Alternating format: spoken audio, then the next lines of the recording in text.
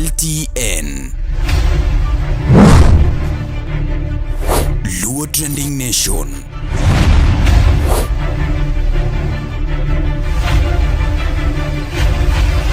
Mopandi inyenyo elela.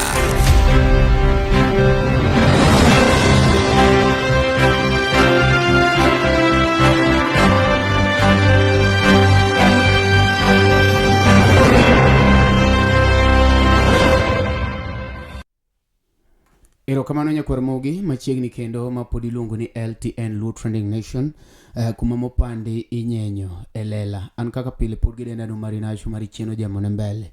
Chiene mineno to mbele emiyoko. Kata inyalo wacho mari dhako ngudi nigi chake kore kubni ariyo to pod ichwako sitirungi. Pod an gwenge mag Kisumu galuora mare, to kaka ing'eyo maber kabisa ni Kisumu ka kwabire ok wanyakalo ma kwarao Utawala Studio. Angeni background ni en gima koro useng'iyo kabisa, but kik ng'ato pani kama kaka Utawala chalo.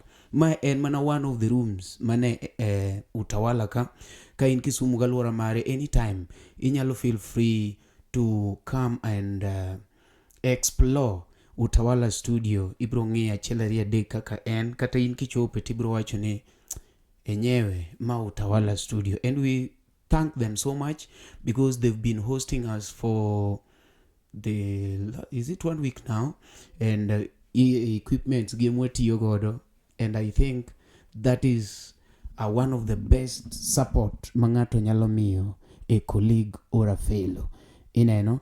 And Jeff Nyatanga, be blessed.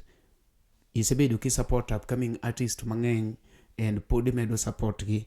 That is the way to go. Kawuono wan gi a female artist ineno. Female artists osewacho ni gin gibedo neglected, kinde mang'eny iwegi oko.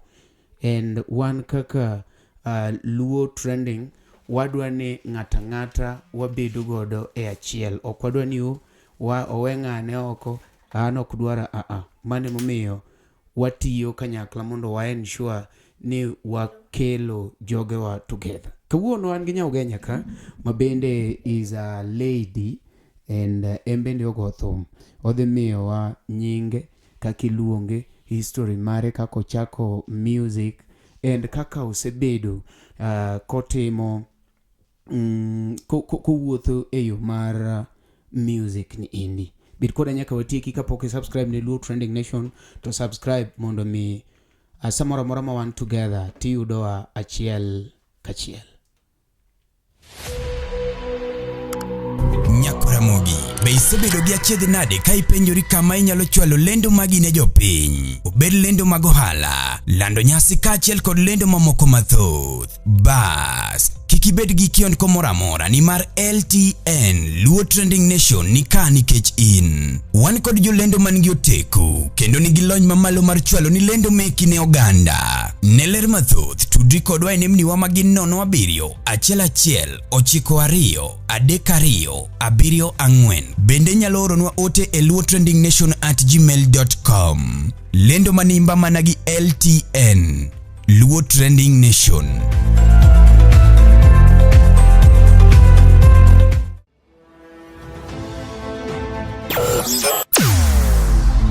Weche mopondo, weche mopandi inyenyo elela. Kineno kokuo kuomi matiende ni onge. Isebe. Ne sigana mamulo ngimani, sigand joluo, joajawa. Jothum mokwongo kapok waduogo kuom Ohangla. Ong'eane life mar jothum gi familia margi. Ineno. Luo Trending Nation ni ong'ala manyime mar gundo ni wechegi kaka gitimore kod ng'ama otimogi maonge deo wang'. Ochiem to chiem mariek nikech be samora. Tudri kodwa seche duto, ndalo duto, kinde duto e tong wang' mbui mar YouTube, TikTok, Facebook mondo yudu wechegi kamora mora ma intie mana kar bedo. Kete mana kai. Kete mana kokidwa kete ka to bro keti gi thuon. Luo Trending Nation, LTN, the best ahead of the rest.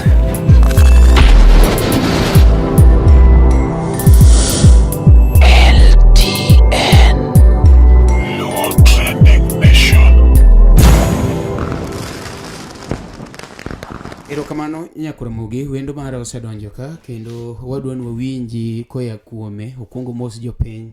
Nyathi Ugenya, adwa ni kaw thuolo ni kuongi mos jopiny ging'e ng'ama in, makata ka koro wachako wuoyo to ging'e ni jathum cha iluongo kama. Wafuanie jopiny. An gi nyinga iluongo na Atis Nyathi Ugenya. Okay. Mano koro nyinga ma industry. Atis ang' niket gini machiegni gi dhoge, winjo ka injinia wacho ka checha ni chore. Koro gi nyinga iluonga na Atis Nyathi Ugenya. Yeah. Mano nyinga ma industry. Okay. But nyinga iluongo ni Lucy Adhiambo. Lucy Adhiambo. Manyaka moro ni Ugenya got nanga. Okay. To ang'o mi duogi tiyo gi Atis to ok awinj Atis e nyingi? Atis koro en nyinga ma industry. En onge kuma yae miya miya. Omiya gi fans ok an. Okay. Right.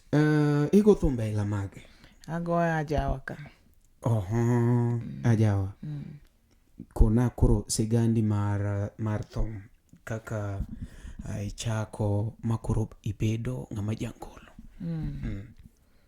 Kaka chako to be en gimoro mafani makata kachako na nyisi to be okinya yie. Kech abe kata kana apino kang'e na nyago thum. To nitie diere moro mane abet okadhi tich na tuo. To aleka na wer. Sa awer. Koro kara iwinindo ka awer ga. Ma koro joma ni batha gi manyisa to tinde iwer ang'o. Koro gini obira pacha. Koro wer biro seche mobiro no to nyaka chiew mondo mi andik wen. Okay. Mane kaka koro manyiso ni in ileko ni wer. Kare sami wer ni ng'ama ni bathi to winjo ki wer adier. Koro noketo ma koro ichako ndiko gik ma ileko. Okay. And kani somo bende in kata gi paro moro mar ni nyalo bedo jangolo? Ona ongeo. Your family ng'ama wer kama? Family to Kanea ji wer. Okay. Koro wanyalo wacho ni en juogi moya Kanera. Aparo. Okay. Ichako thum higa mane? Boka budha ahinya. Achako thum dwe mar 5 higani. Ma in ng'ama kore ka donje ngolo? Kora ka donjo. Kech wenda mokwongo aparo na keto kanyo dwe mar 6. Mar ariyo bende aparo ni same dwe mar 6 no. Kora en mana kamano. Okay. Masani in gi wende ariyo so far? Sani an gi wenda 3. Okay. Ma gine YouTube gite? Gite.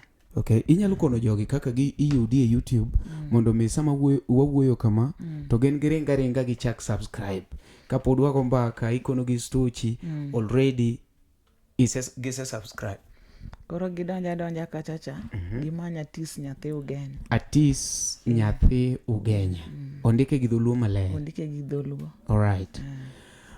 Sama ji donje thum gi ntiere challenges mang'eny. Achiel, thum kichako ok inya geno thum nikech pod ok okel pesa. Chuna ni in ema pod nyaka spend. En biashara mane mitimo mondo konyi kata mane e lekni mar thum, nikech ang'eni sani to thum pok okelo gimoro. In ema pod nyaka igol pesa ni mang'eny kitere thum. Koro mokwongo atiyo tije ariyo. Atiyo catering. Mar ariyo aja business. Koro mage gik ma miya support matin. Okay. Manyiso ni catering inyalo time kumoro amora koso in gi specific place? Miwacho ni kidwaro catering services within Kisumu manya. Koso catering inyalo dhi go Mabei, Migori, kuonde gote? Kuonde gote. Awuotho kamoro amora ma tich oyudre. Koro in gi team ni koso un e team? Wan e team. Okay. Inyalo miyo gi namba ni? Kecha apane kaendi be jok moko moneni 1 2 3 at least nyalo yudo connection. Ng'ato nyalo luongi ni an aneni LTN, inyalo biro miya catering services. Namba na 0703 93 2584. Okay. Nyathi Ugenya, wan gi challenge sana dak kod thum. Iyudo ni inyalo bet ni in chunyi ni e ngolo, lakini ng'ami dak godo to feel ni okodwa thum.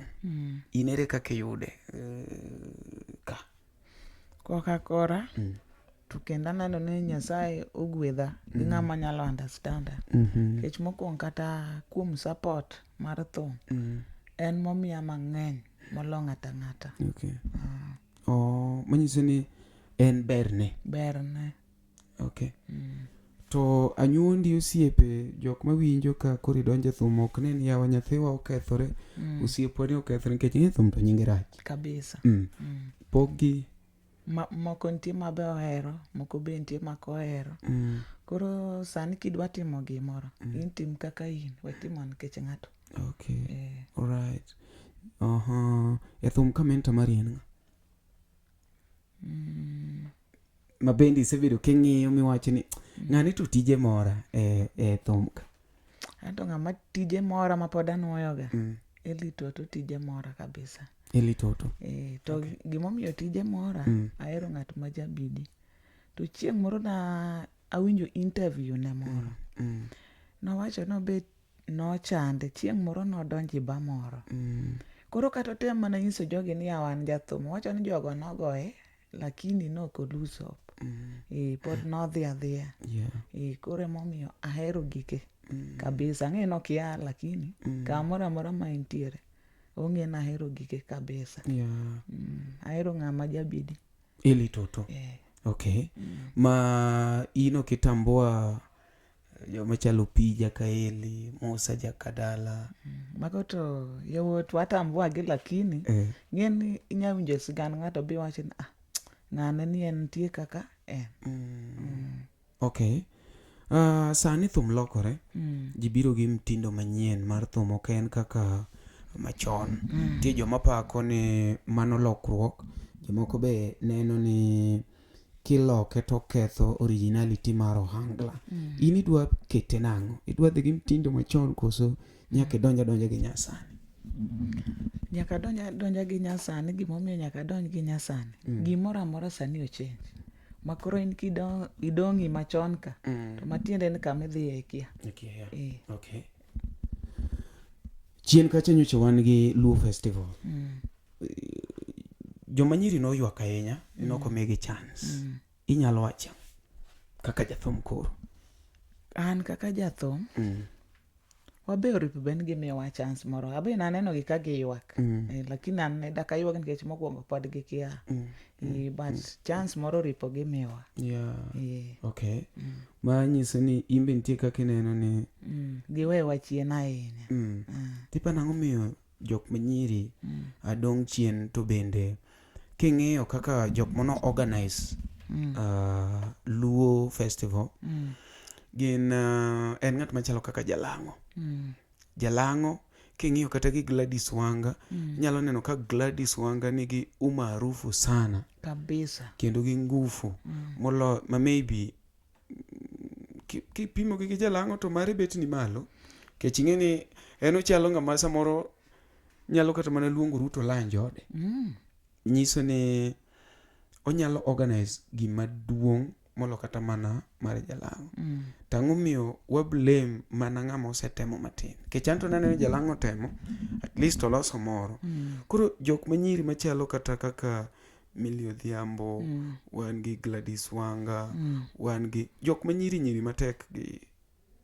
Uno kunyal come up gi moro mulosa koso nyaka walier mane matin moselosini.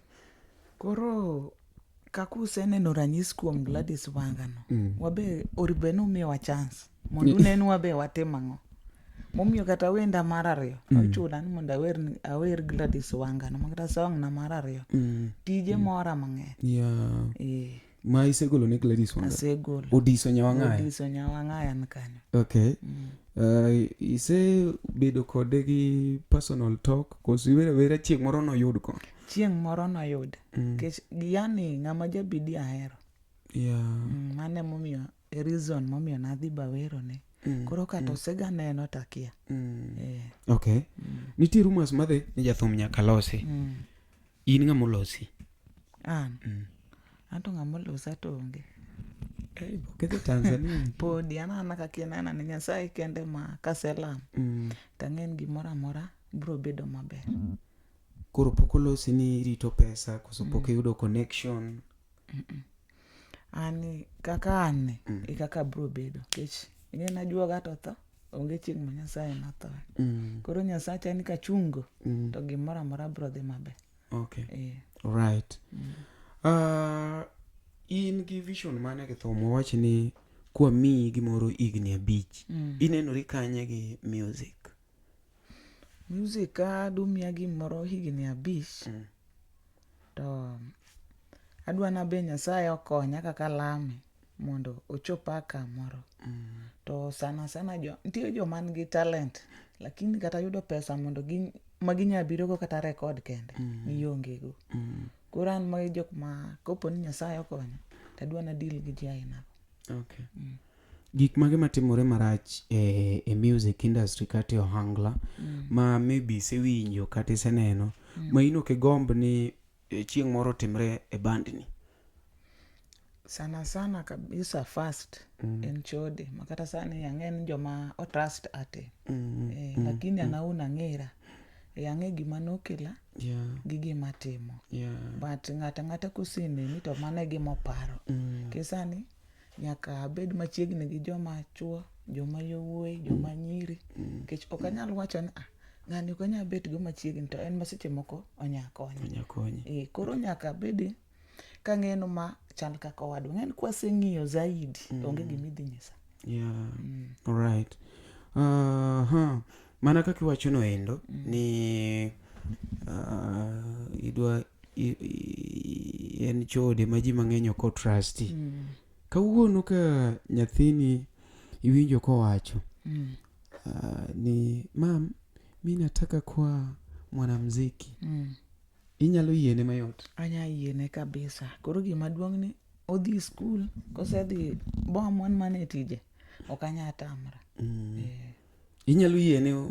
Anya yiene kech joma gitamre mani wikia sani talent e gimoro amora.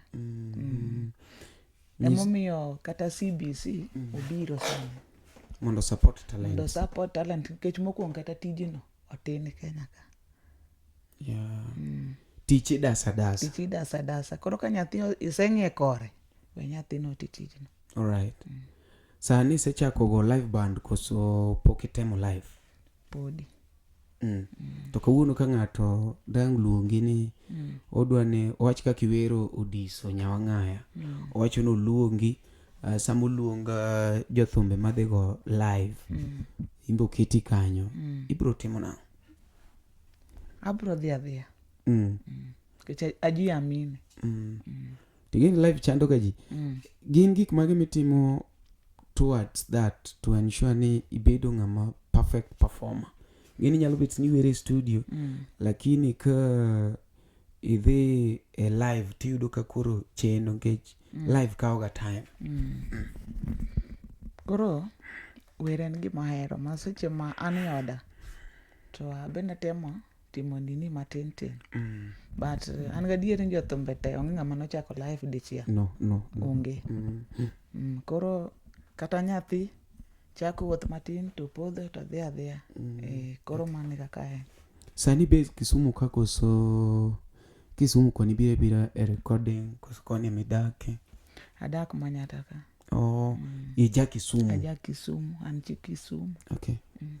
And basically with thuolo idhi kate shows jok moko machalo Aquino Chogo, these to jok man ka gi Bontija Soba, jok mani Kisumu ka?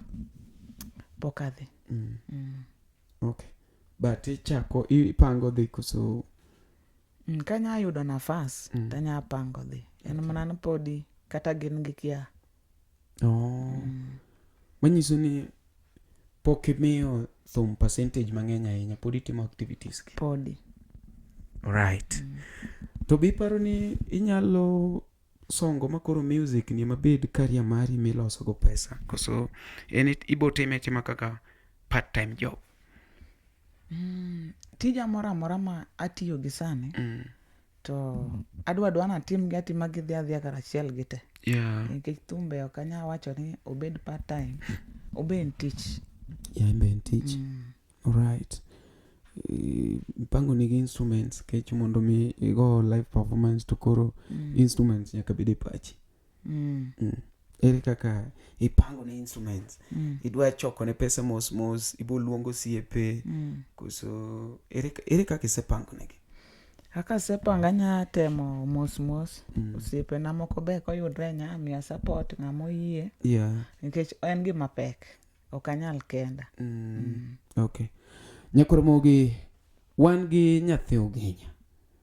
Nyathi Ugenya en jangolo ma miyo mago thum, waluongo ni female artist. E kinde mang'eny gisewacho ni gin wegi chien.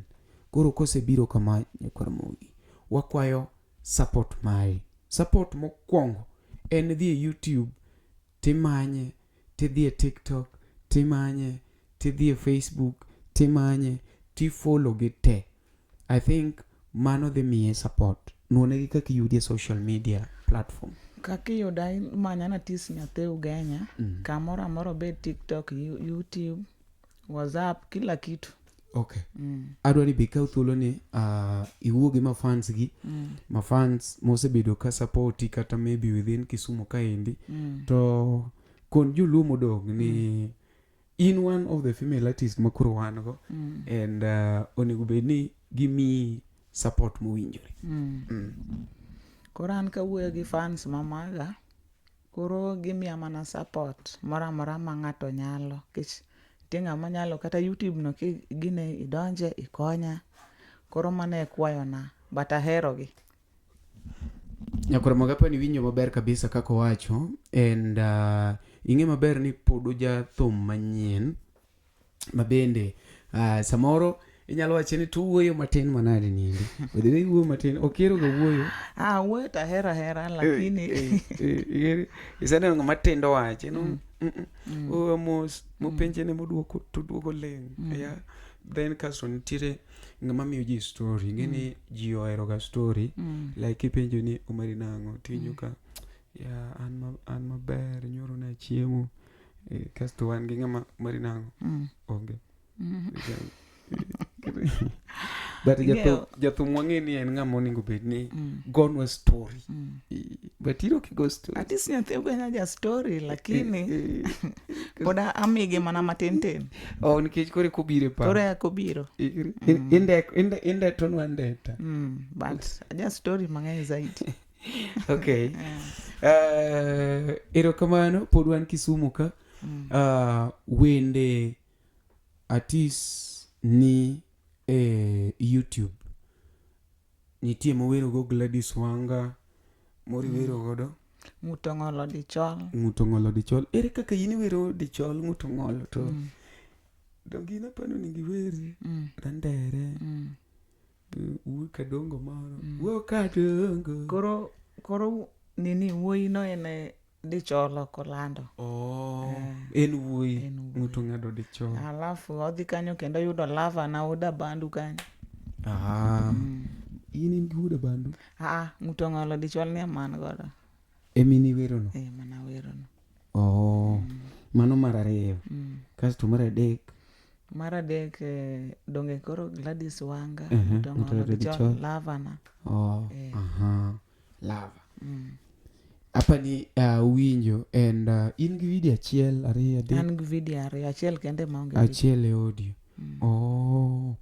Apani mano is good nikech video sani sell molo audio. Koro dhiuru kacha endo mondo support Atis Nyathi Ugenya. Kisetieko tiduogi konwa ne dan. I comment ne piny kanyi kone ni to iwinje nade. Meanwhile meduru manakete e Luo Trending Nation kaendi wan wahero any talent mantiere. Kokamano waduoku ni erokamano ahinya. Ang'eni anytime waduoku Kisumu kaendi Atis pod wabiro follow wang'e ni to i progress nango jogi okuogo dichiel kawuono iwuoyo gi jok man kagi kiny ni yud ka nitie jok moko manyien mono koneno ma and anytime kwa luongi bia ti wuo gi jopiny abo biro jogi abo moso kabisa kamano Nyakoromogi an kaka pile pod an Umari chien ojemone mbele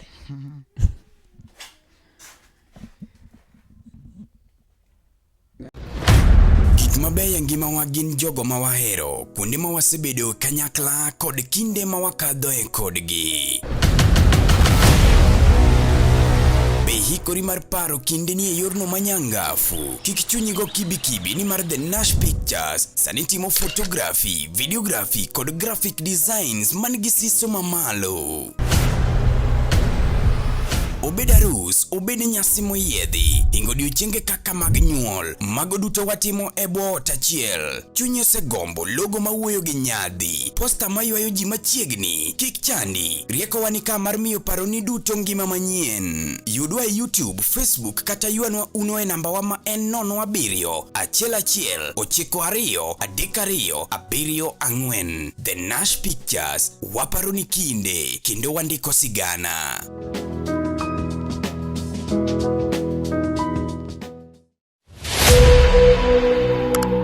Nyakoromogi, be isebedo gi achiedh nade ka ipenjori kama inyalo chwalo lendo magi ne jopiny? Obed lendo mag ohala, lando nyasi kaachiel kod lendo mamoko mathoth. Bas, kik ibed gi kiondko moro amora ni mar LTN Luo Trending Nation ni ka nikech in. Wan kod jolendo man gi oteku kendo nigi lony mamalo mar chwalo ni lendo meki ne oganda. Ne ler mathoth tudri kodwa e nembniwa magin 071923274. Bende nyalo oronwa ote e luotrendingnation@gmail.com. Lendo manimba mana gi LTN Luo Trending Nation.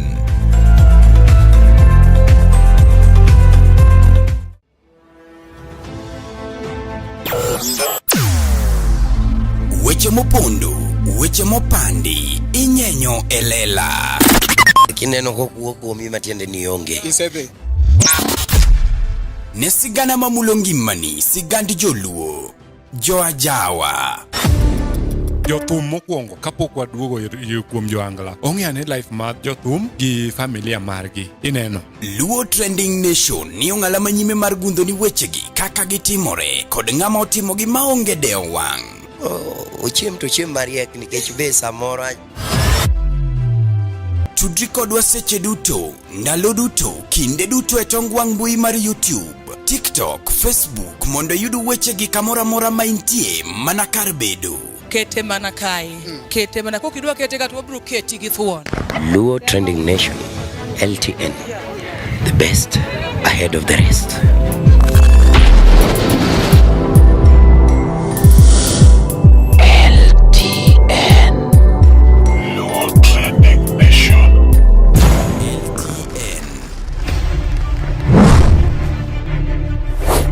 Trending Nation.